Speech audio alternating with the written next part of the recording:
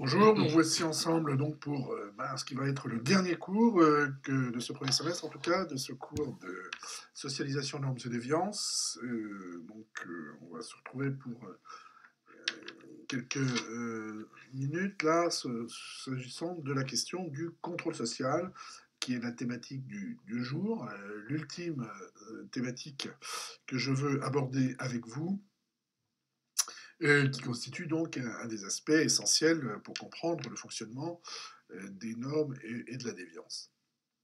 Alors, le contrôle social, vous n'y échapperez pas.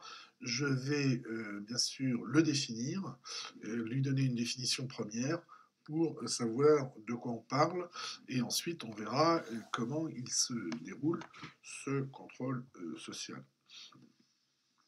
Donc, de quoi s'agit-il? Il s'agit tout simplement des moyens que se donne la société pour faire appliquer les normes, hein. C'est-à-dire faire en sorte qu'il n'y ait pas de transgression, faire en sorte que les déviances puissent être évitées, ou en tout cas réduites au minimum. Et donc, c'est l'application des normes, mais quand on dit application, en français, ce n'est pas toujours très clair. En anglais, on dit enforcement, c'est-à-dire enforcer la loi ou la norme, et c'est plus clair, c'est-à-dire faire en sorte qu'elle s'applique par tous les moyens. Et, alors, le contrôle social prend tout à fait différentes formes, différentes figures, euh, différentes manifestations selon les cas, notamment selon le type de normes auxquelles on a affaire. Et on verra que ce contrôle social varie de choses les plus ordinaires, comme simplement de la prévention, d'éviter tout simplement que les gens, enfin faire en sorte que les gens connaissent la norme, éviter qu'ils la transgressent en mettant des obstacles à la transgression. Euh, Par exemple, un tourniquet dans le métro, à Paris, je pense, en particulier, constitue l'un de ces éléments.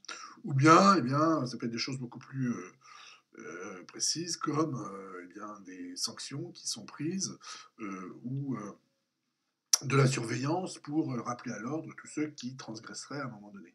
Donc il y a toute une panoplie qui va de la chose la plus ordinaire, on va le voir, à la chose la plus puissante, en tout cas de la démonstration de la puissance de l'institution pour faire appliquer la norme. Et si on veut, la forme la plus puissante telle qu'on puisse l'imaginer, en tout cas dans un passé récent, c'est la guillotine. La guillotine, c'est la forme suprême du contrôle social qui, pour faire appliquer la norme, prive de sa vie quelqu'un qui l'aurait transgressé. Mais bien entendu, euh, la plupart des formes de contrôle social ne sont pas aussi radicales que cela.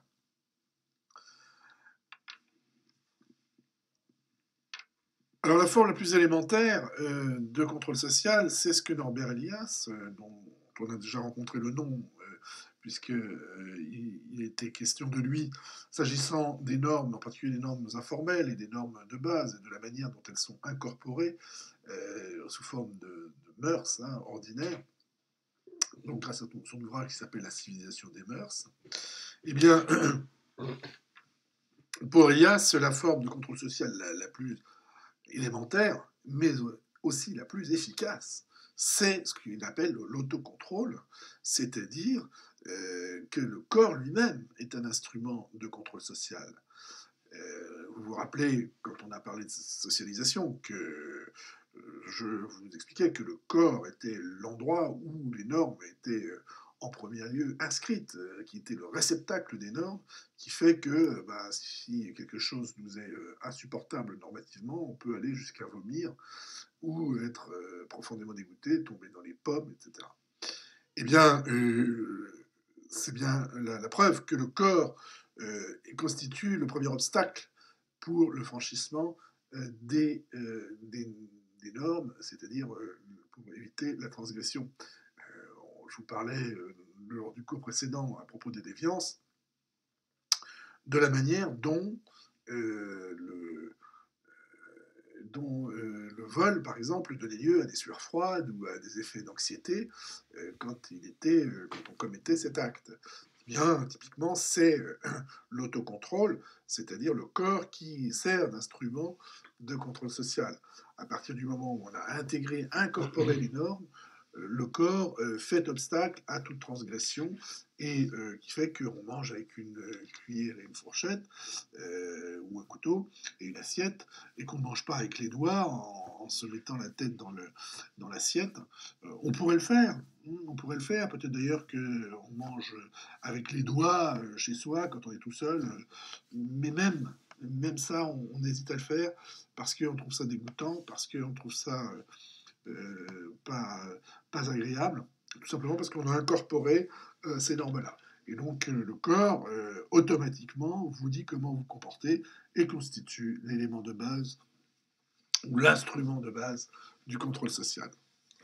Et donc ça se traduit par des sanctions ordinaires, puisqu'à chaque fois qu'il y a contrôle social, en général, il y a une sanction qui va avec, qui vient s'opposer à la transgression. Le trac qu'on peut avoir avant d'aller faire quelque chose d'inhabituel, la honte quand on a fait quelque chose ou quand on sait rétrospectivement qu'on a fait quelque chose qui était contraire aux normes, qu'on a, par exemple, s'est comporté de façon complètement idiote en étant un peu ivre, et que le lendemain, ben, on a honte de ce qu'on a pu dire, de ce qu'on a pu faire. Des formes d'anxiété hein, qui sont liées à des choses qu'on fait alors qu'on sait que on est en train de transgresser, qu'on risque de transgresser et qu'on n'ose pas trop. Typiquement, par exemple, si on prend le train et on a oublié d'acheter son billet ou on a oublié de le valider, on est pris tout d'un coup d'une anxiété que le contrôleur passe et qui vous prenne à défaut. Ce n'est même pas d'ailleurs la somme d'amende qu'il va falloir payer qui est anxiogène, c'est simplement le fait de se savoir en état de prise à défaut, en quelque sorte. Le rougissement est typiquement une forme de sanction qu'impose le corps dès lors qu'on se trouve en transgression de normes et que typiquement les personnes timides sont des gens qui ont peur de faire des choses euh, qui, le- qui pourraient être considérées comme des transgressions de normes et qu'ils se retiennent de le faire et que si la chose a lieu, en dépit de tout, eh bien, leur corps réagit même s'ils ne le veulent pas. Hein. C'est ça qui est extraordinaire, c'est que le corps réagit. Le rougissement est le plus intéressant parce que c'est vraiment quelque chose de très corporel. Alors que on n'a pas forcément envie de montrer cette honte ou ce trac, mais on le fait malgré soi. Donc voilà, on voit comment le corps constitue un instrument d'autocontrôle et comment cela a des effets tout à fait puissants sur le fait de se retenir, euh, même quand on s'estime légitime.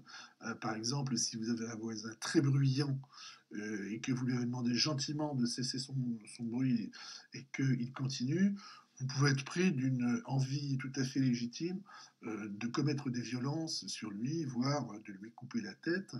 Mais néanmoins, vous ne le ferez pas. Vous ne le ferez pas parce que, non pas parce que vous connaissez l'article du code pénal qui interdit la chose, mais parce que vous vous en sentez incapable. Et que même si vous étiez encouragé par quelqu'un, vous municiez d'une arme pour frapper la personne, vous hésiteriez à la frapper, même si lui-même vous menaçait, parce que votre corps vous interdit de commettre des violences pareilles. C'est contraire à vos valeurs. Il y a des valeurs qui sont profondément incorporées. Et donc, le corps est l'instrument de base du contrôle social, l'instrument élémentaire, et une des formes les plus puissantes. Car il faut bien se rendre compte que si il y a toujours des transgressions dont on peut se plaindre qu'il y a trop de violence, trop de meurtres, trop de viols, etc. Cela ne reste qu'un phénomène marginal, que l'on ne s'entretue pas, et que s'entretuer n'est pas quelque chose d'impossible. Ce sont des choses qui arrivent. On pense à des massacres effrayants qui sont arrivés entre des personnes qui n'étaient pas forcément des gens formés à la tuerie ou au meurtre, mais qui se sont entretués. Je pense au Rwanda ou d'autres situations comme ça, où les gens passent à l'acte meurtrier d'une certaine manière, de façon massive. Or, si ça n'arrive pas, c'est parce que le corps, dans une société, interdit ces passages à l'acte, parce que le corps a incorporé les normes, et que par conséquent, la paix sociale repose principalement sur les formes d'autocontrôle.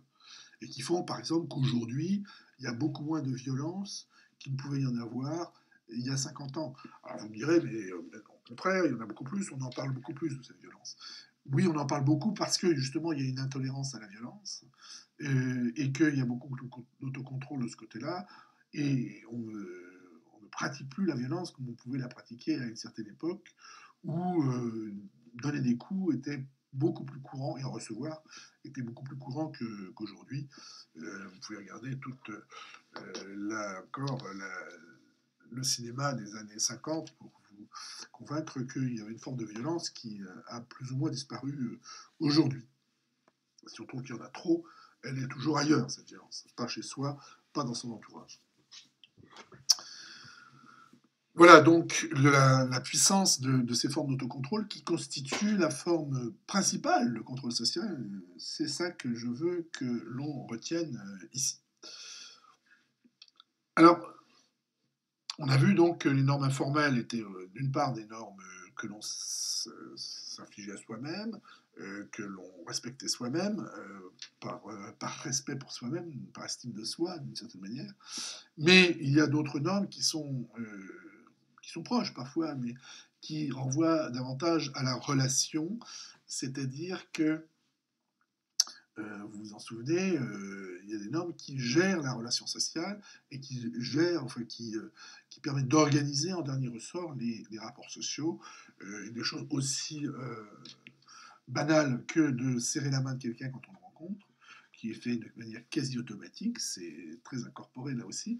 Mais si quelqu'un vous tend la main et que vous lui refusez de la prendre, refusez de le saluer de la sorte, c'est soit vous en expliquez parce que vous êtes malade ou quelque chose comme ça et que vous avez peur de transmettre un virus, mais sinon c'est évidemment une quasi-insulte, c'est quelque chose qui est une transgression très puissante de l'ordre social que de refuser de saluer quelqu'un. Et cette absence de salutation, mais toutes sortes d'autres normes relationnelles évidentes, banales, qui peuvent être transgressées, vont donner lieu à du contrôle. C'est-à-dire que si les gens sont désagréables, si les gens sont mauvais, si les gens ont des attitudes déplaisantes, s'ils ont un vocabulaire grossiers, s'ils sont sexistes, s'ils ont des valeurs qui sont contraires à celles du groupe, eh bien, le groupe va leur faire savoir, soit en leur disant directement, soit en ayant un argument avec eux, etc., soit au bout d'un temps, si cette personne continue dans sa déviance et n'estime ne pas transgresser de normes et être dans son bon droit, eh bien, la stratégie de sanction dans le cadre de normes relationnelles, c'est la stratégie de l'évitement, c'est-à-dire qu'on n'échangera plus, on ne communiquera plus, on n'aura plus de relation avec cette personne, on l'évitera autant que possible, on le boycotte, ce qui est une sanction qui à la fois protège la personne, le groupe, disons, vis-à-vis de celui qui transgresse, parce que ces transgressions mettent l'ordre social du groupe en danger, mais qui aussi sanctionne la personne dans la mesure où, bien ne plus le voir, qu'il n'ait plus de relation sociale, il va très vite le ressentir et se poser la question des raisons de cet évitement.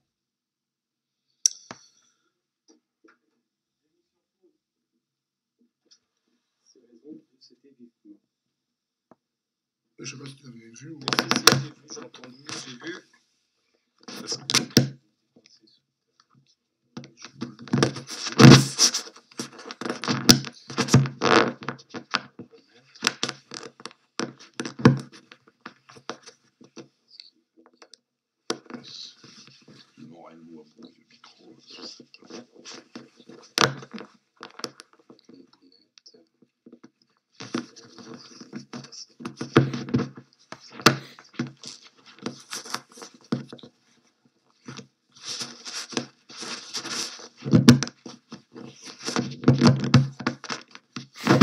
Attends, c'est... Puis ça, c'est.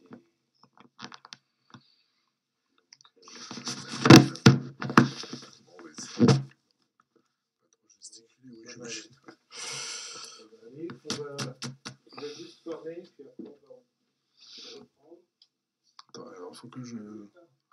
Tu veux que je parle simplement pour tester, c'est ça? Oui, oui, c'est Bon, bon. ben voilà. C'est bon, donc je te fais un signe. C'était évitement. Oui, oui, mais je passe à un truc suivant. Attends une seconde. Hein.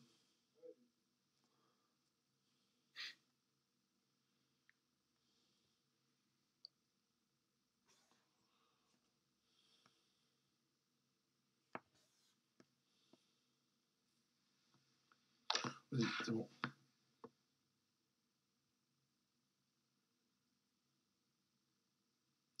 Autrement dit, il ne faut pas oublier que le contrôle social vise sans doute à sanctionner les personnes, mais il vise aussi à protéger la société contre les transgressions et à préserver l'ordre social.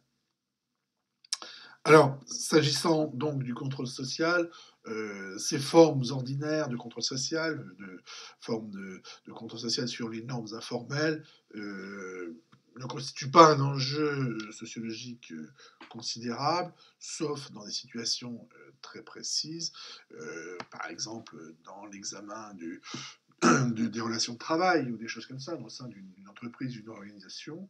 Ce ne sera pas mon propos principal. Mon propos principal, je vais l'orienter vers les normes institutionnelles, dans la mesure où, là encore, c'est là que les formes les plus développées, les plus avancées, les plus marquées de la normativité sont présentes.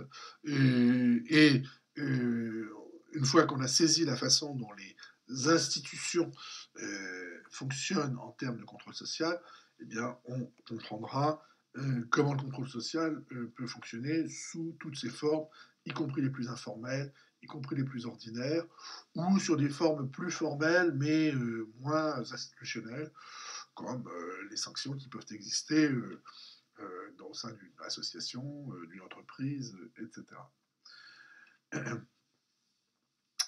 Alors, s'agissant des normes institutionnelles, on va développer, mais toute institution, première remarque, toute institution comporte une dimension de contrôle social, puisqu'une institution, c'est par définition quelque chose qui est là pour faire respecter des normes juridiques, hein, des normes institutionnelles, et que par conséquent, il doit faire en sorte que ces normes soient respectées. Autrement dit, quand il les applique, l'une des dimensions, c'est de contrôler qu'elles sont bien appliquées, d'éviter les fraudes, d'éviter les dysfonctionnements, et par conséquent d'appliquer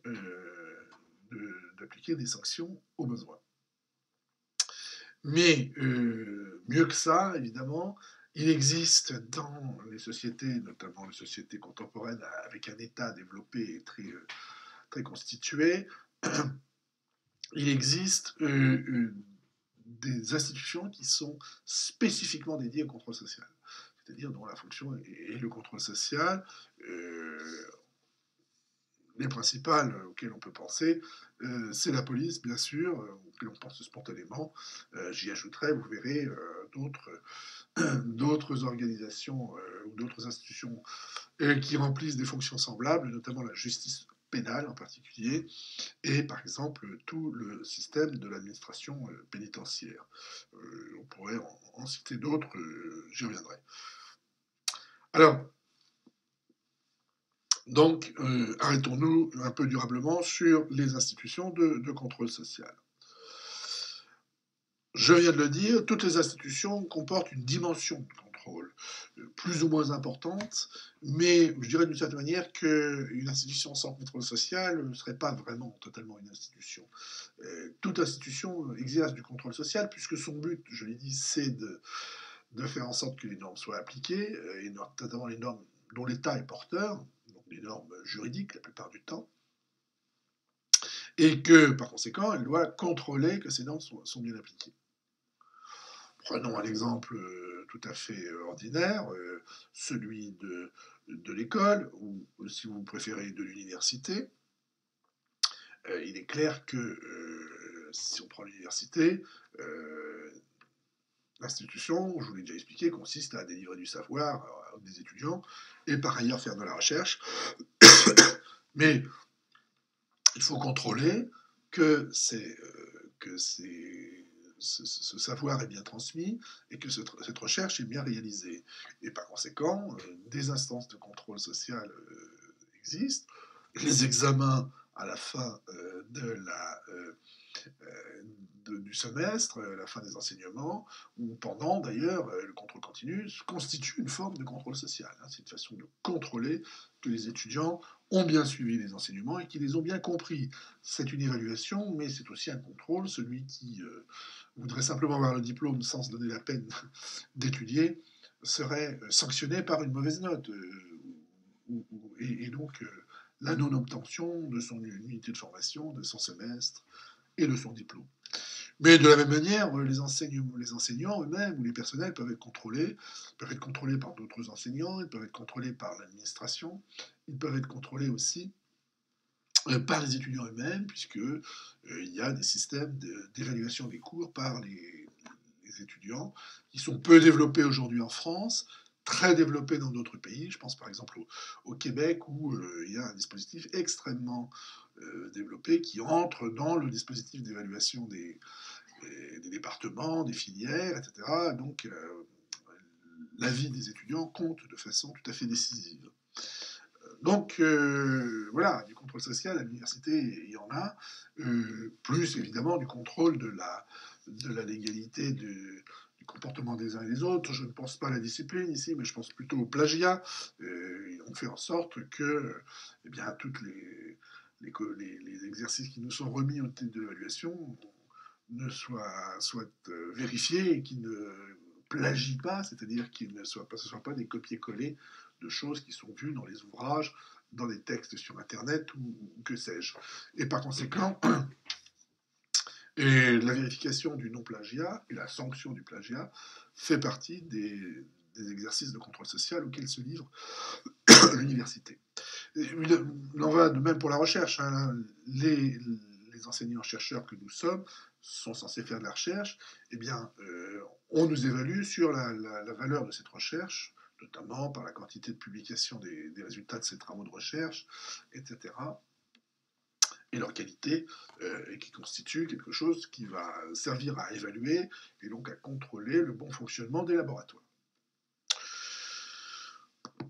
Autre exemple très simple, l'école. Prenons l'école primaire, par exemple. L'école primaire est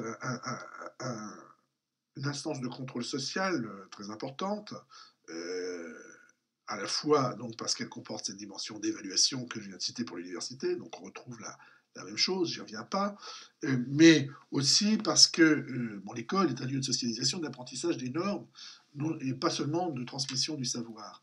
Et donc les normes de comportement ordinaire sont transmises et enseignées à l'école. Et alors, les techniques aujourd'hui sont plus variables qu'elles ne l'étaient autrefois, mais autrefois, donc, disons à la fin du XXe siècle, dans les années 60, 70, et probablement encore après, il y a toute une série de techniques très, très simples, de dispositifs, plus exactement, de contrôle social des comportements des élèves. Comme par exemple le fait de se mettre en rang, le fait de répondre au coup de sifflet, le sifflet étant un instrument de contrôle social tout à fait important, si vous voulez, le fait de rentrer dans les classes en rang, et s'agissant toujours du rang, finalement, la disposition des tables dans les écoles en rang, de manière à ce que les élèves soient tous tournés vers le prof, et inversement, le prof pouvant voir le visage de tous les élèves. Voilà un dispositif de contrôle social nécessaire, en tout cas présumé nécessaire, pour faire en sorte que la transmission du savoir se passe dans des bonnes conditions. Hein. Alors que si vous prenez la maternelle, par exemple, les tables sont dans tous les sens et les élèves peuvent se déplacer, être dans toutes sortes de positions par rapport au maître qui va se promener dans la classe. Eh bien, ce dispositif-là, qui est un dispositif de faible contrôle social, n'existe plus dans le primaire. Et dans le primaire, on a des tables et des chaises alignées, et tout le monde regarde le prof. Alors que rien ne l'impose, finalement, les élèves pourraient se mettre en rond, ce serait pédagogiquement peut-être aussi efficace. C'est un instrument de contrôle social comme un autre, mais qui est fortement incorporé par les élèves, qui fait que quand nos étudiants arrivent à l'université, eh bien, ils mettent toujours les tables comme ça, et si on leur demande de changer pour se mettre en face à face, pour pouvoir dialoguer, ils sont fort embarrassés en réalité parce qu'ils ont intégré ce dispositif de contrôle social.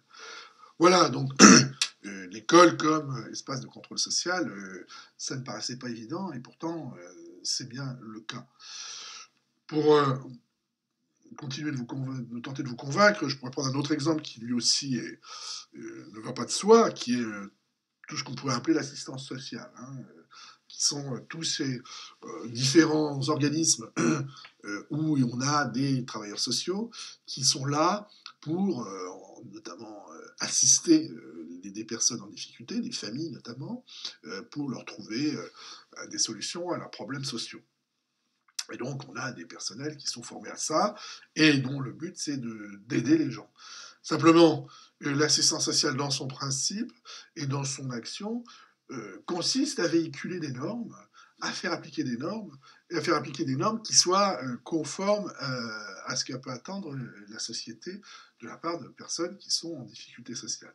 La solution à leurs problèmes sociaux sont des solutions d'adhésion aux normes dominantes dans la société, aux normes communes, par exemple à la sédentarité, par exemple au fait d'avoir un logement et de ne pas habiter dans plusieurs endroits, par exemple au fait de manger à heure fixe, par exemple au fait de ne pas s'intoxiquer, de ne pas boire de l'alcool trop régulièrement, etc.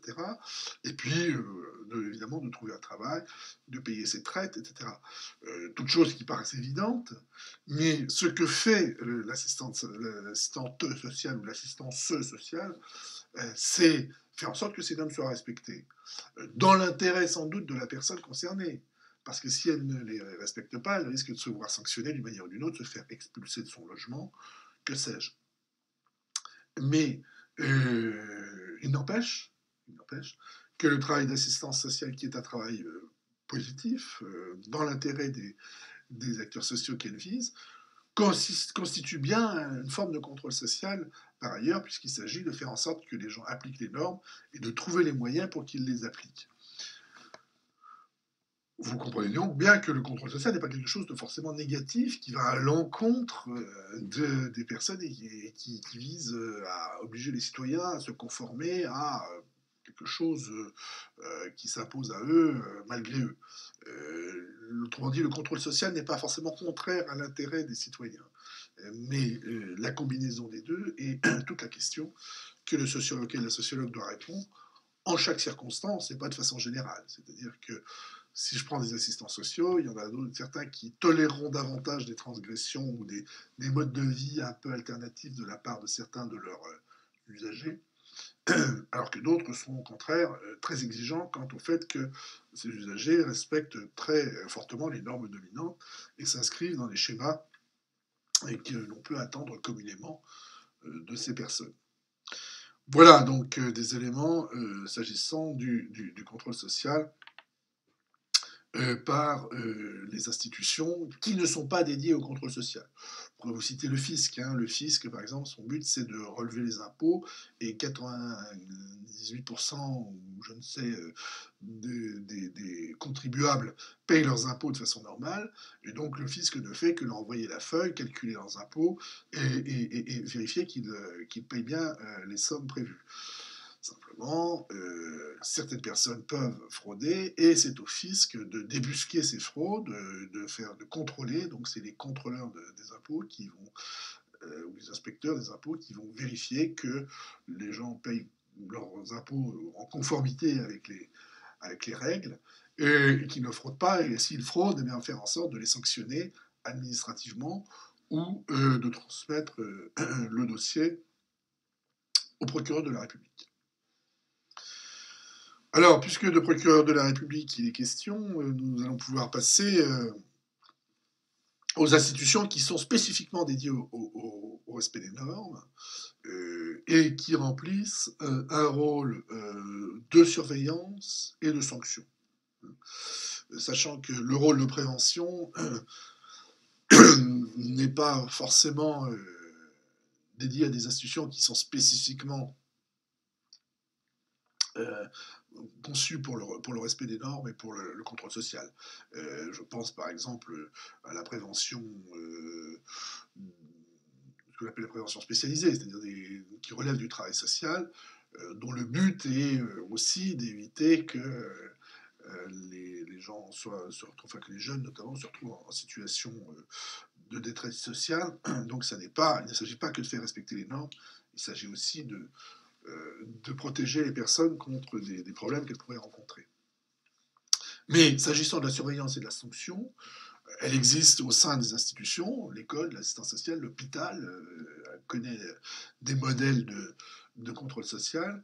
Et ce que vous voudrez, le fisc, toutes les institutions en comportent, mais certaines institutions, c'est leur rôle principal et unique, et qui visent toutes les citoyens, toutes les situations publiques et privées, et donc qui ont une forme de rôle suprême en matière de contrôle social. Ce sont les contrôleurs sociaux principaux de la société, les contrôleurs en chef, si vous voulez. Alors, il n'y a pas 36 institutions qui correspondent, qui jouent ce rôle de surveillance et de sanction. C'est principalement la police et la justice.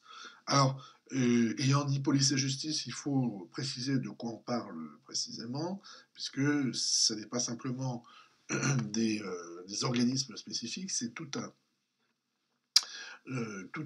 ensemble d'acteurs et d'institutions avec plus ou moins de pouvoir, plus ou moins de prérogatives, etc., mais qui ont en commun le rôle de surveillance et de sanction.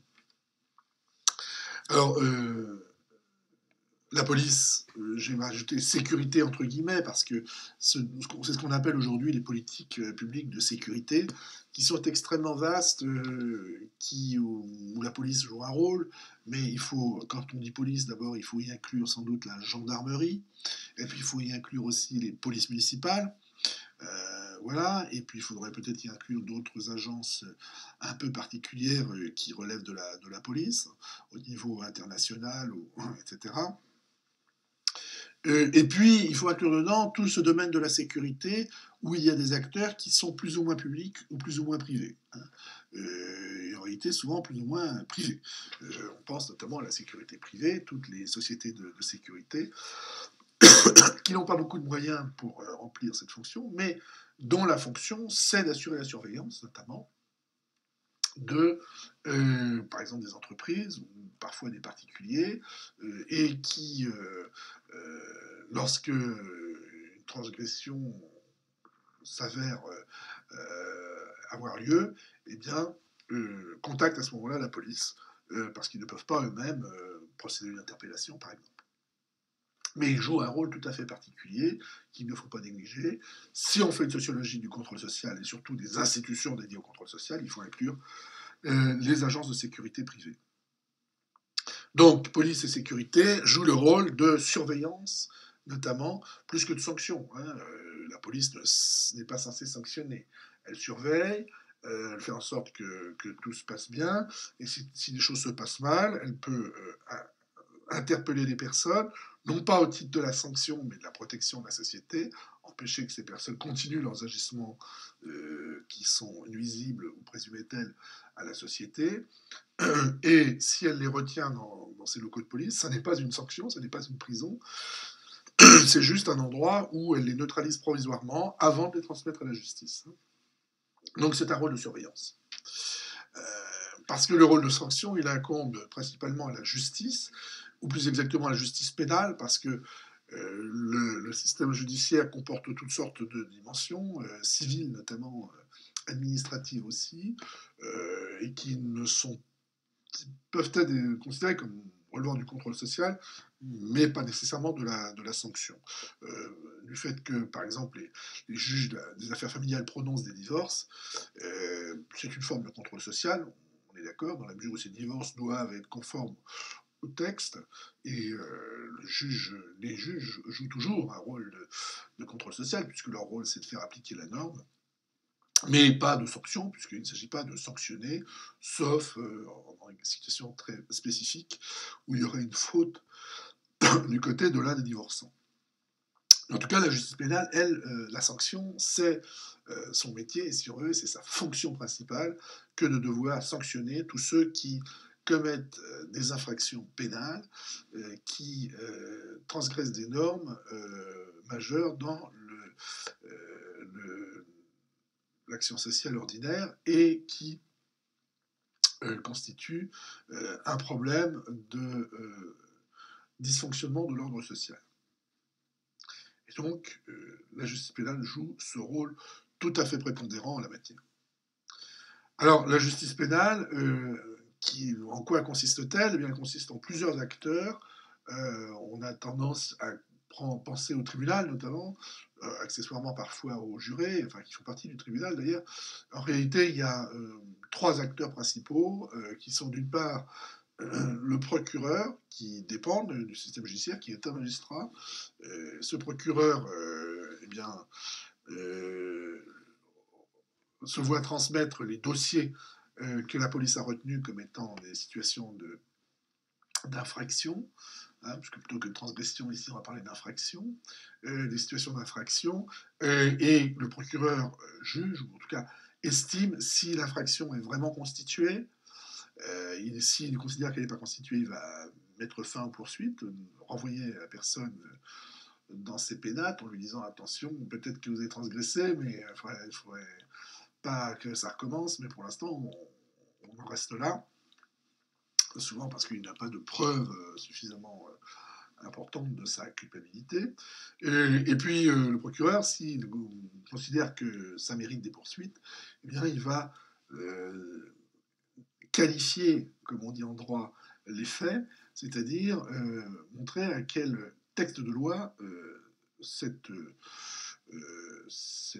situation, cette infraction correspond. Hein. C'est-à-dire, entre les faits et le texte de loi, il doit faire opérer une correspondance, savoir s'il y a préméditation, pas préméditation, etc. Et c'est sur la base de cette qualification de ce texte de loi, autrement dit, qu'il va transmettre ensuite le dossier au tribunal qui est présidé par un juge, qui peut comporter d'autres juges, qui peut comporter un jury quand il s'agit de crimes graves. Et ce juge et ce tribunal vont rendre une décision qui va donner lieu à une sanction. Vis-à-vis du justiciable, comme on l'appelle, qui a commis cette infraction. Alors, n'entrons pas trop loin dans le système pénal parce qu'il est extrêmement complexe et je ne vais pas vous faire un cours de droit pénal ou de procédure pénale en quelques dizaines de minutes et à la place d'un cours de sociologie. Simplement, vous le savez sans doute, mais je le rappelle incidemment, qu'on a toujours la possibilité, si la sanction ne nous convient pas, de faire appel, c'est-à-dire qu'un tribunal supérieur au tribunal initial de première instance va prendre une décision qui va s'imposer au tribunal de première instance, soit en prenant sa décision, soit en rendant une décision contraire.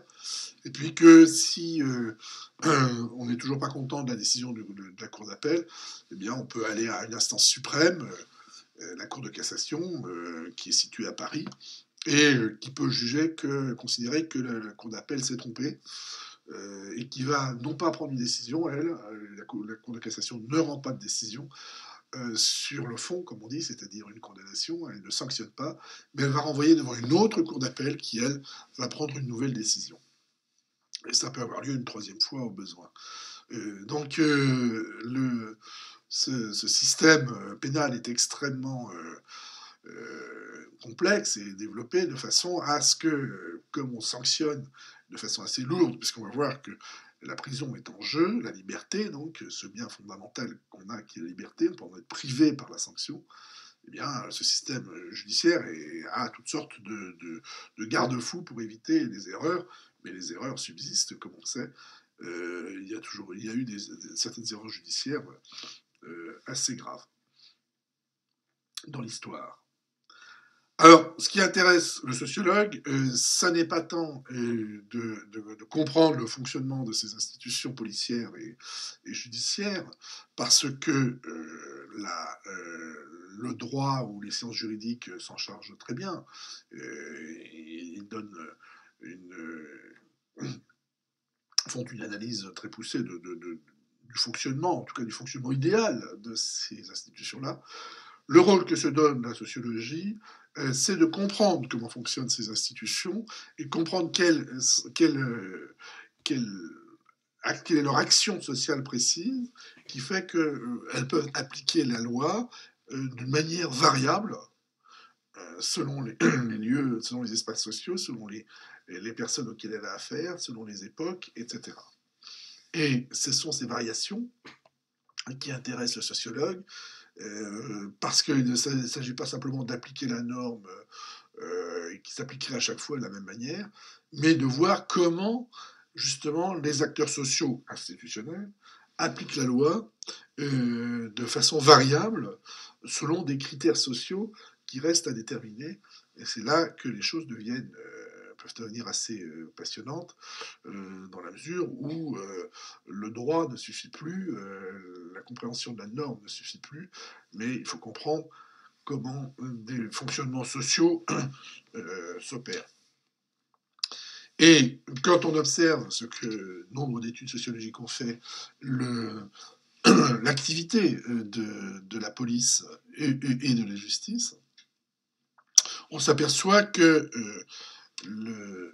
chacune opère une fonction de tri, hein, de filtrage, c'est-à-dire que à normes transgressées égales, eh bien, certains citoyens peuvent échapper à la sanction et d'autres vont entrer dans la sanction, faire l'objet d'une sanction, et que parmi ceux qui font l'objet d'une sanction, certains seront sanctionnés plus gravement que d'autres parce que la loi permet de condamner plus ou moins lourdement.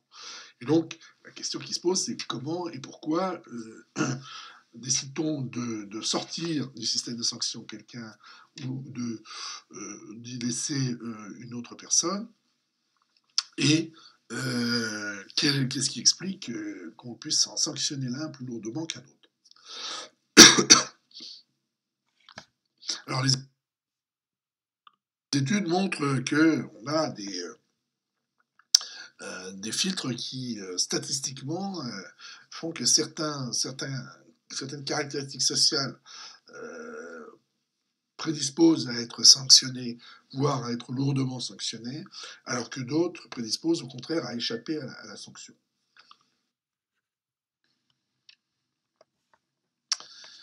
Quels sont donc ces effets de filtrage? Comment on peut les caractériser et quels sont les effets à la sortie? Alors, il faut distinguer plusieurs étapes, donc. Le filtrage ne se fait pas en une fois, mais par palier. Et ces différents paliers, à chaque fois, ont des modes de filtrage qui peuvent être différents. Alors ces paliers, je peux vous les présenter directement les 4 étapes. La première étape, c'est lorsque la police interpelle quelqu'un ou lorsque l'on dépose plainte à la police. Police ou gendarmerie, décide de prendre la plainte ou de dire à la personne que la plainte n'a pas suffisamment de chances d'aboutir, ou s'il s'agit d'une situation dans laquelle la police se trouve, elle peut décider de contrôler la personne ou de ne pas la contrôler. Elle peut décider, si ce contrôle s'avère problématique, de l'interpeller ou de ne pas l'interpeller. Et ensuite, elle peut décider de la mettre en garde à vue si l'infraction est suffisamment grave ou pas.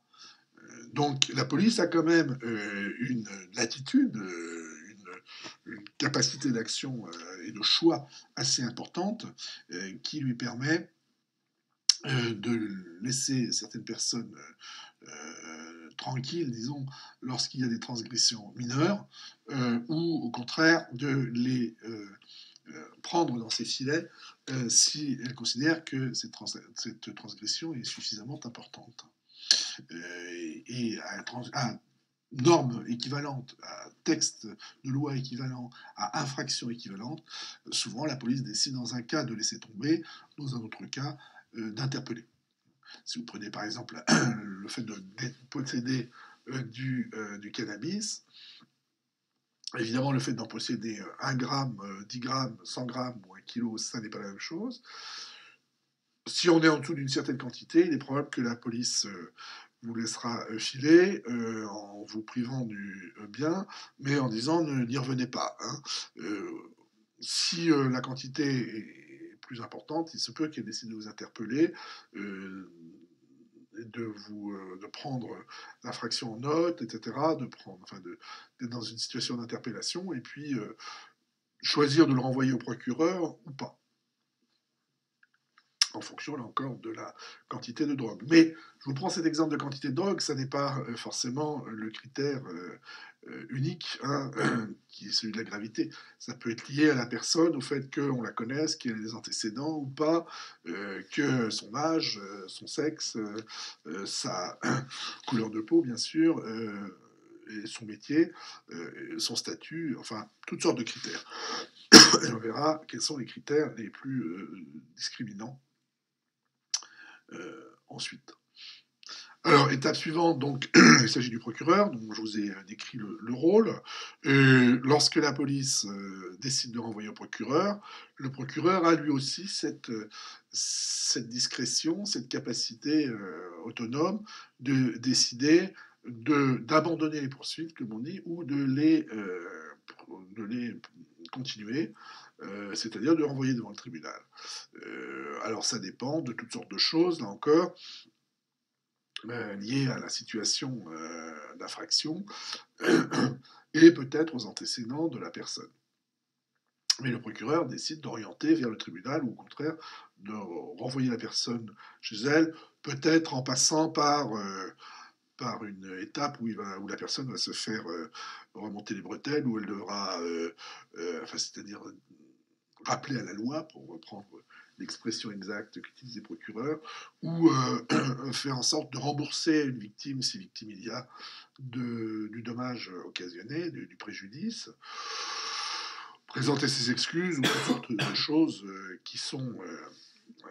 qu'il pourra demander à la personne de faire, mais il n'y aura pas de poursuite judiciaire, c'est-à-dire qu'il n'y aura pas de casier judiciaire, il n'y aura pas de peine, il n'y a pas de sanction. Ce à quoi le procureur renvoie à ce moment-là, ce sont des arrangements sociaux non institutionnels.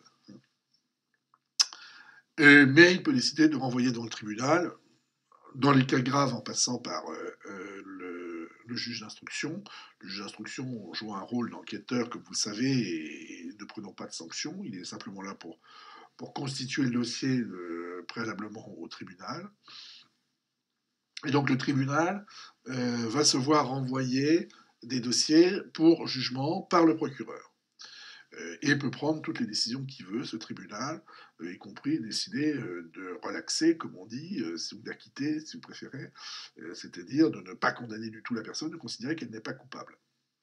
Il peut même la considérer comme coupable et ne pas prononcer de sanctions. C'est une décision que les tribunaux peuvent prendre.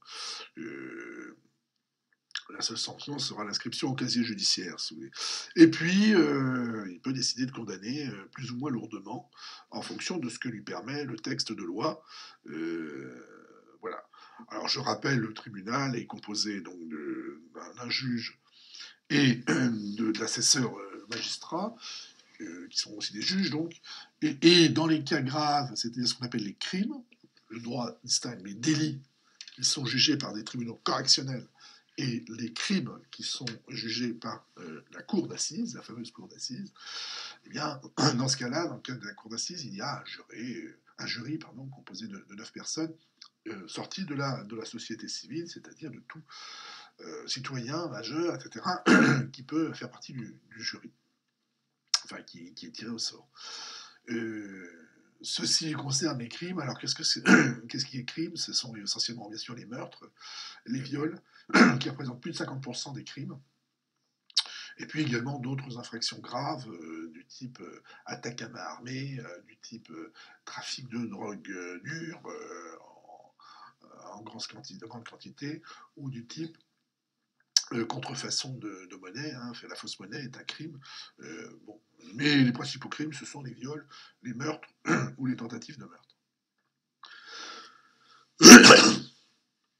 Alors, le tribunal, donc, peut rendre une décision de plus ou moins de sévérité, donc une sanction plus ou moins grave. Jusque-là, s'agissant du tribunal, en tout cas, tout le monde connaît cette fonction du tribunal. En revanche, quelque chose auquel on pense moins, c'est l'exécution de la peine. Alors l'exécution de la peine intervient après que le tribunal a prononcé sa sanction, qui peut être une sanction soit d'amende, payer une amende, soit de prison, on connaît, mais il y a aussi d'autres types de sanctions, par exemple le sursis, qui fait qu'on est en prison, on n'est pas emprisonné, on n'est pas incarcéré, sauf si on commet une nouvelle infraction. Mais il y a d'autres types de peines qui peuvent être prononcées, comme par exemple le travail d'intérêt général, typiquement. Et maintenant, il y a des peines qui sont peu prononcées encore, mais avec un bracelet électronique qui vous maintient chez vous pendant une période plus ou moins longue.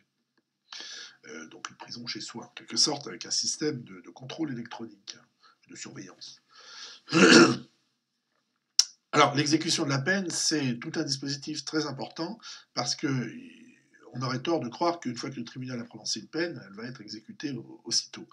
Elle est exécutée, alors plus ou moins rapidement après que le tribunal s'est prononcé, mais elle est variable, elle peut être variable, et on pense notamment à la peine de prison, en fonction d'un certain nombre de critères qui sont établis par qui? Eh bien, par ceux qui sont chargés de l'exécution de la peine, c'est-à-dire d'une part un juge, que l'on appelle un juge d'application des peines, et d'autre part, si la personne est incarcérée, par par l'administration pénitentiaire, qui peut faire varier la peine d'une certaine manière, avec l'accord du juge en général, en fonction du comportement plus ou moins conforme aux normes qu'on attend dans le système pénitentiaire, au sein des prisons, eh bien, aux normes de la prison, et donc qui va faire en sorte que la personne sorte plus tôt ou plus tard. Hein, c'est ce qu'on appelle les remises de peine. Donc, la sanction relève aussi de ce quatrième point, qui est l'exécution de la peine, qu'il ne faut pas négliger et qui joue un rôle beaucoup plus considérable qu'on ne le croit, qui est souvent négligé par disons, tous ceux qui étudient la chose, et qui pourtant constitue un objet d'action institutionnelle tout à fait prépondérant. Alors voilà, 4 étapes de filtrage en quelque sorte, hein, chacune ayant ses logiques propres. La police a ses logiques. Par exemple, même si des policiers m'entendent, ils vont considérer que je dis n'importe quoi, mais des études précises ont montré qu'à quel point, par exemple, l'apparence physique de certains citoyens fait qu'ils sont plus facilement pris dans les raies, dans les filets de la police que d'autres, et notamment l'apparence physique d'être originaire d'un autre continent que celui de l'Europe, pour être précis. Et donc les policiers vont contrôler plus facilement des personnes d'origine étrangère qui, de ce fait, auront plus de chances de se retrouver en infraction, tout simplement parce qu'ils n'ont pas de permis de séjour, ou parce que ils ont été repérés à faire autre chose à un moment, et qui font qu'ils ont plus de chances, ces personnes étrangères ont plus de chances, d'origine étrangère, ont plus de chances de se retrouver face à la police, et par conséquent transmis leur dossier au procureur. Le procureur, lui, alors, s'agissant de la police, j'ai pris cet exemple de fait d'être étranger ou pas, mais il peut y avoir d'autres critères qui font qu'on surveille plus certaines personnes que d'autres, parce que, par exemple, on est plutôt présent dans certains quartiers, ou parce qu'on soupçonne certaines personnes, ou parce que, au contraire, certaines personnes, on est plus bienveillant à leur égard. C'est le cas, par exemple, des femmes. On s'aperçoit qu'il y a une sous-représentation des femmes dans le système de sanctions pénales, non pas forcément parce que les femmes sont moins en infraction que les hommes, mais parce que elles se font sortir du système pénal plus facilement parce qu'on leur prête davantage de bonnes raisons d'une certaine manière, ou en tout cas, on est plus complaisant à leur égard, plus tolérant. Et quand je dis on, c'est d'une part la police, ça peut être aussi le procureur qui donc, lui, va sélectionner en fonction de toutes sortes de critères qui lui sont propres et qui sont liés au fonctionnement du tribunal, qui sont liés aux ordres qu'il reçoit du ministère, à mettre la priorité sur tel ou tel type d'infraction, et qui sont liés aussi à la qualité du dossier qu'il aurait transmis. Donc ils éliminent un certain nombre de personnes et ils en retiennent d'autres. Donc à chaque fois, on voit qu'il y a un effet d'entonnoir, si vous voulez, où certaines personnes ont beaucoup plus de chances de se retrouver devant le tribunal. Et une fois devant le tribunal, donc là tout le monde est jugé, mais certains ont beaucoup plus ont des chances d'avoir, ou la malchance d'avoir d'être plus lourdement condamné que d'autres.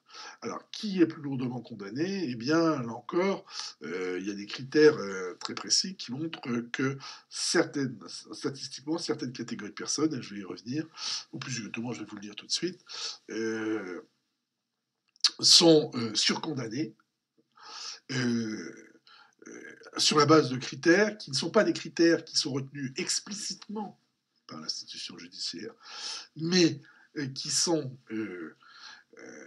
des critères qui fonctionnent chez les acteurs institutionnels pour des raisons professionnelles, pour des raisons personnelles, pour des raisons liées au fonctionnement institutionnel lui-même, mais pas forcément, et pratiquement pas du tout, même à la loi, puisque tout le monde est censé être égal à la loi, mais là, on observe des inégalités tout à fait flagrantes, puisqu'on a une surcondamnation, c'est-à-dire à des peines de prison ou des peines de sursis très prononcées, avec un filtrage donc très social, par opposition à l'égal, des condamnés qui sont plus jeunes, moins de femmes et non plus d'hommes, une forte proportion d'hommes. J'ai écrit pauvre, c'est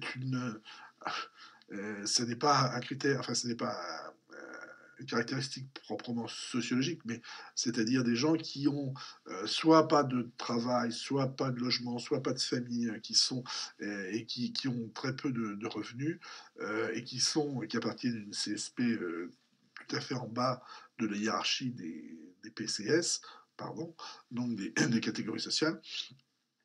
Et alors, de façon tout à fait massive, une surreprésentation des personnes d'origine étrangère. Alors, si on prend ce dernier critère, pourquoi, comment se fait-il? Est-ce que c'est parce que la police, les procureurs et les juges sont, et pourquoi pas le système pénitentiaire, sont-ils racistes au point de s'acharner sur des personnes d'origine étrangère? Eh bien non, pas forcément. On ne peut pas... il, euh, il imputait une pure discrimination de type idéologique. Les choses sont beaucoup plus complexes que ça.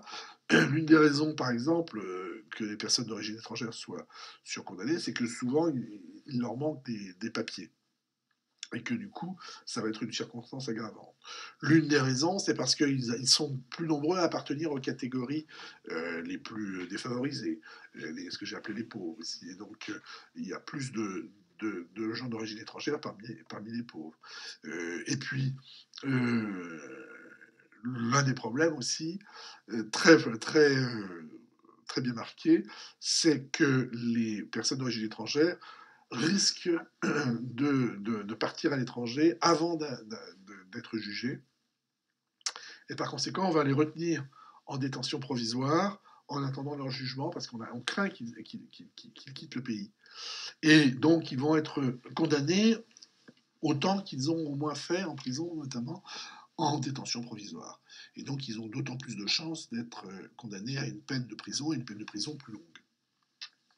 Donc voilà, toute une série de circonstances, et probablement que ça n'est pas exhaustif, qui fait que tous ceux qui sont d'origine étrangère, et quand je dis étrangère, c'est bien sûr en dehors de l'Union européenne, ce sont des gens d'origine d'Afrique du Nord, d'Afrique subsaharienne, ou plus rarement asiatiques, et qui sont particulièrement lourdement sanctionnés.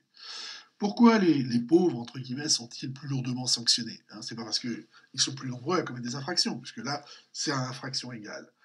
Donc à infraction égale, ceux qui sont moins pauvres sont moins lourdement sanctionnés, même s'ils passent devant le tribunal. Alors pourquoi? Ben parce que c'est lié au phénomène de ce que les juristes appellent les garanties de représentation, c'est-à-dire les personnes qui sont en grande difficulté sociale ont souvent non pas de travail, non pas de famille, non pas de logement, l'un des trois, voire une combinaison de ces trois éléments, qui sont des garanties de représentation, c'est-à-dire qu'ils vont se représenter devant le tribunal. Et comme on craint qu'ils ne se représentent pas devant le tribunal, eh bien, on a d'autant plus de chances de les incarcérer, notamment en détention provisoire, là encore, et de les mettre en garde à vue s'agissant de la police, etc. Donc, la crainte qu'ils échappent à la sanction fait qu'ils vont être plus lourdement sanctionnés. S'agissant des hommes, ça n'est pas tant que les hommes soient particulièrement visés, mais c'est plutôt le fait qu'il existe une certaine tolérance vis-à-vis des femmes, que les femmes sont moins, moins lourdement condamnées par le tribunal parce que on estime qu'elles ont peut-être soit de bonnes raisons d'avoir transgressé, soit qu'elles ont peu de chances de transgresser à nouveau, et donc une petite peine suffira à les dissuader. Alors, il ne faut pas oublier que dans ce processus, les choses s'additionnent. C'est-à-dire que typiquement, si on considère que les femmes sont peu condamnées, si on considère qu'elles ont peu de chances de récidiver, etc., eh bien la police sera plus coulante, le procureur également, etc. Donc elles ont d'autant moins de chances d'arriver au tribunal, c'est-à-dire d'être en situation de récidive. Et donc d'arriver au tribunal, elles ont d'autant moins de chances d'y arriver avec un casier judiciaire.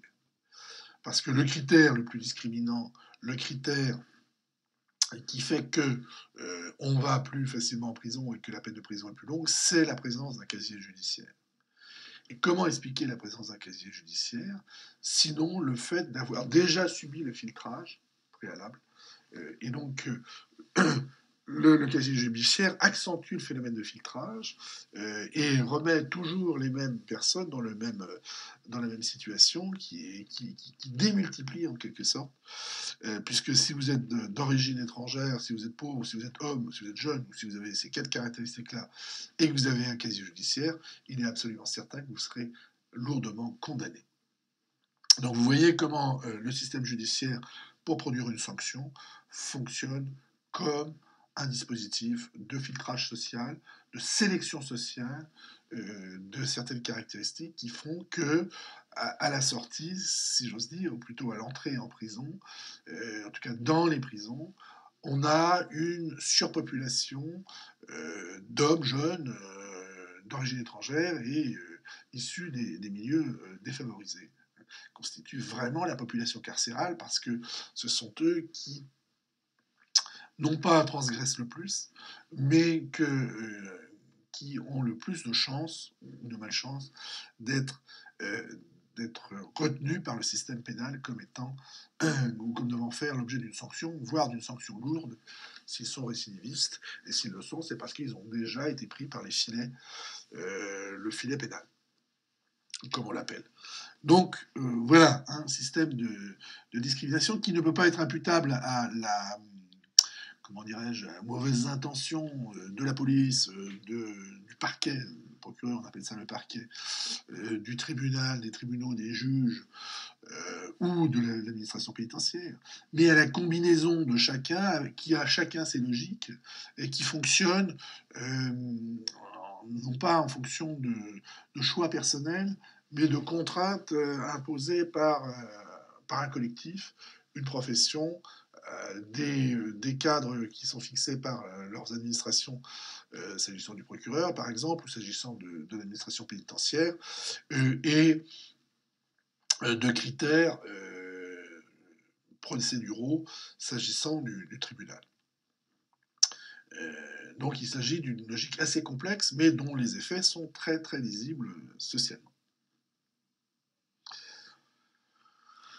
Dernier point qui mérite d'être un petit peu étudié dans le cadre de ce premier aperçu de ce que serait une sociologie de la, disons, du contrôle social, du système pénal et de la sanction, c'est donc la sociologie de la sanction et ce qu'on pourra en dire euh, de la sanction judiciaire en particulier peut être transposée à toutes sortes d'autres sanctions qu'on retrouve dans le système institutionnel notamment, mais même dans un système semi-institutionnel comme celui de la famille, où dans la famille il y a des sanctions, notamment vis-à-vis des enfants, et on peut envisager cette sociologie de la sanction au sein des familles, si on veut. Mais ici, je vais prendre la forme la plus aboutie, la forme la plus importante, la plus puissante de la sanction, donc sa forme caractéristique au sein de la société, qui est donc la sanction pénale. Et cette sanction pénale est marquée par la prison, euh, qui est ce que l'on appelle quand on étudie cette sociologie de la sanction, l'ultima ratio, c'est-à-dire la rationalité suprême, la rationalité principale de toutes les sanctions. Pourquoi on dit ça? Parce que certes, la prison, c'est la sanction la plus importante, mais ça n'est pas seulement ça. C'est ce vers quoi tendent toutes les autres sanctions. C'est-à-dire que si vous ne payez pas votre amende, si vous n'exécutez pas votre sursis, si vous n'exécutez pas votre travail d'intérêt général, bref, si vous n'exécutez pas une peine quelle qu'elle soit, qui n'est pas une peine de prison, eh bien, le fait de ne pas l'exécuter vous enverra en prison. Par contre, le contraire n'est pas vrai. Hein. Si vous refusez d'aller en prison, on ne pourra pas vous proposer à la place un travail d'intérêt général. Et surtout si vous êtes, si votre séjour en prison se passe mal, il n'y aura pas d'autre solution que la prison. Et il y aura, par contre, si vous êtes, si quelqu'un a un comportement non conforme aux normes, un comportement de désordre social, un comportement déviant au sein de la prison par rapport à un ordre très fixé, très rigoureux qui est celui de la prison, qu'est-ce qu'on va lui infliger? Eh bien, on va lui infliger le fameux quartier disciplinaire, qui est une sanction dans la sanction, une sanction dans la prison, et une prison dans la prison. Donc on voit bien comment la prison est une rationalité suprême en matière de sanctions. Et c'est pour ça qu'il faut faire une sociologie de la prison qui ne s'intéresse pas seulement aux conditions de vie des prisonniers, des détenus dans les prisons. C'est une sociologie qui peut se faire et qui est fort intéressante, mais qui n'est pas qu'une sociologie de la sanction et du fonctionnement institutionnel. C'est de comprendre quel sens pénal, donc en quoi la prison constitue une peine, quel sens elle a en tant que peine. Et donc, pour bien comprendre, il faut prendre en compte les 4 fonctions de la peine qui sont prévues par le système pénal lui-même. Hein, ça n'est pas le sociologue qui l'invente, c'est le système pénal dans ses principes qui sont énoncés par les textes, et dont la prison constitue la forme la plus aboutie. Donc, la première fonction de la peine, c'est la fonction qu'on appelle rétributive, c'est-à-dire le prix à payer à la société. Si on a commis un acte de délinquance ou d'un crime, eh bien, la société vous fait payer le prix de ce crime, et comme ce prix ne peut pas être, on ne peut pas réparer la chose, le plus souvent, eh bien, le prix, c'est en termes de privation de liberté ou de menace de privation de liberté avec un sursis mis à l'épreuve, par exemple, c'est le prix à payer. Ça peut être une amende aussi, bien sûr.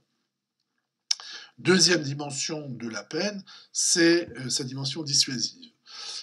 C'est-à-dire que la peine doit être crainte par celui qui l'a subie ou celui qui risque de la subir.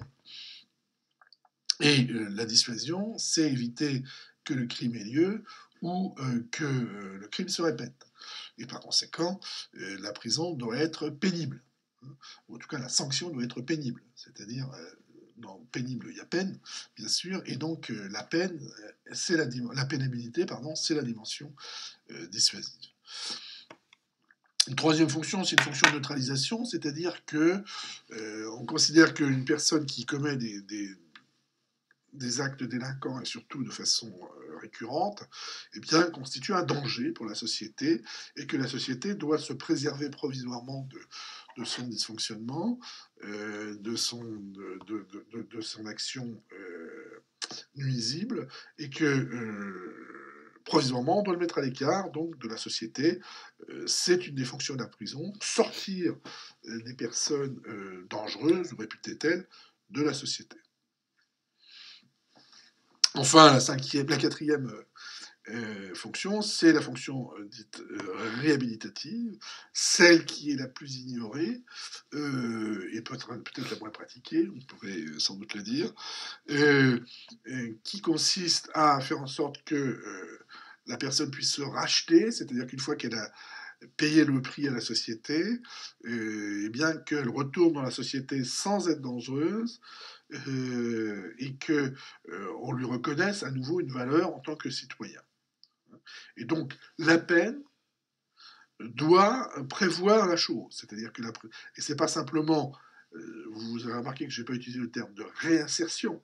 Il ne s'agit pas de préparer la réinsertion. Il s'agit de faire en sorte que la peine fasse en sorte que la personne soit prête à sortir de prison, notamment, en ayant toutes les caractéristiques d'un bon citoyen, et notamment le fait de ne plus commettre d'infraction, non pas par la dissuasion, mais par le fait de le convaincre qu'il faut se comporter de façon convenable et de respecter l'ensemble du système normatif d'une société. Alors, on objectera que toutes ces fonctions ne sont pas forcément remplies ou qu'elles fonctionnent de façon tout à fait variable selon les infractions, selon les cas, selon les peines, etc. Ce qui est exact. Ce qui est important, c'est la combinaison entre ces quatre hein, et la manière dont elles se combinent. C'est là-dessus que la question du sens de la peine doit être réfléchie et que l'interprétation du système pénal, et en particulier du système pénitentiaire, c'est-à-dire de la prison, doit être réfléchie. Est-ce que la prison est un prix à payer? Est-ce qu'elle est dissuasive? Est-ce qu'elle neutralise est-ce qu'elle est réhabilitative? Et est-ce qu'elle combine ces quatre choses de façon équivalente? Évidemment, la réponse n'est pas positive. Elle est donc négative, c'est-à-dire qu'on peut considérer que les choses sont complètement variables en la matière, mais c'est justement ces variations que le sociologue doit pouvoir étudier. Comment fonctionne chacun de ces éléments par rapport aux trois autres, et comment ils se combinent, et ceci en fonction des différents types d'infractions. Typiquement, pour prendre un exemple, les crimes sexuels sont considérés comme particulièrement intolérables par la société actuelle. La préservation de l'intégrité sexuelle est une des normes suprêmes, et par conséquent, la peine prend une dimension particulièrement dissuasive et particulièrement de neutralisation, à tel point que on en oublie le caractère réhabilitatif, dont on ne sait pas comment le traiter, et qu'on oublie la dimension rétributive, en tout cas qu'elle passe au second plan. Et la neutralisation devient tout à fait majeure quand on considère, ce qui a été le cas lorsqu'on a créé ce qu'on appelait la rétention de sûreté, que des personnes étaient tellement dangereuses, puisque c'est la notion de dangerosité qui s'impose, qu'il faut prolonger leur peine après la fin de cette peine. C'est ça l'idée de rétention de sûreté, c'est-à-dire que après que la personne a fait ses 10 ou 15 ans de prison, donc le côté rétributif est complet, complété en tout cas, et bien il faut continuer de le priver de sa liberté, non pas pour des raisons rétributives, ni pour des raisons dissuasives d'ailleurs, parce qu'il ne s'agit même pas de le dissuader, encore moins pour des raisons réhabilitatives, quoique ça va être une période où on va peut-être vouloir le soigner, mais principalement pour des raisons de neutralisation, pour protéger la société contre des actions monstrueuses qu'il pourra à nouveau commettre par la suite. Donc, voici tous les éléments sur lesquels la sociologie de la sanction doit pouvoir réfléchir. Je n'entre pas davantage dans le détail de tout cela. C'est juste pour vous donner quelques indications sur cette sociologie de la sanction qui peut s'appliquer à toutes les sanctions pénales et des sanctions non pénales. Vous pourrez penser par exemple au système de sanctions qui existe dans les écoles, notamment dans les collèges et les lycées, qu'on appelle discipline. Et donner donc un cadre pour penser la prison et le système pénal, autre que le sempiternel débat entre la prison est-elle cruelle, trop cruelle, ou la prison est-elle indispensable et faut-il incarcérer les gens parce qu'ils ont commis des crimes, ils l'ont bien mérité. Ça, c'est le débat du sens commun, de l'idéologie habituelle, qui est bien naturel, mais on voit que les choses sont beaucoup plus complexes que cela et que les équilibres sont difficiles à trouver et que ces équilibres n'existent que par la mise en action de ces fonctions par les acteurs sociaux, que ce soit les acteurs judiciaires, c'est-à-dire les tribunaux, etc., les juges d'application des peines, ou que ce soit par l'administration pénitentiaire elle-même, c'est-à-dire tout ce système pénitentiaire qui consiste pas simplement à priver les personnes de leur liberté, mais à organiser leur vie au quotidien à l'intérieur de cet espace pénitentiaire d'une certaine manière qui correspondent à ces différentes données. Et je pourrais vous expliquer, mais je n'approfondirai pas, par exemple, comment le fait de mettre les gens dans des cellules plutôt que de les mettre ensemble dans des grands dortoirs constitue une fonction réhabilitative dans l'idéologie de la prison, non pas forcément que ce soit vraiment efficace, mais dans l'idéologie de la prison, pour notamment faire en sorte que les gens puissent se retrouver dans un espace restreint et se reconstituer leur normativité, leur morale, et ensuite ne pas être influencés par les comportements néfastes des autres. Et donc la cellule vise à préparer les gens à retourner dans une société qui est peut-être une société un peu cellulaire, elle aussi, en tout cas, où chacun doit être dans un espace individuel bien cadré.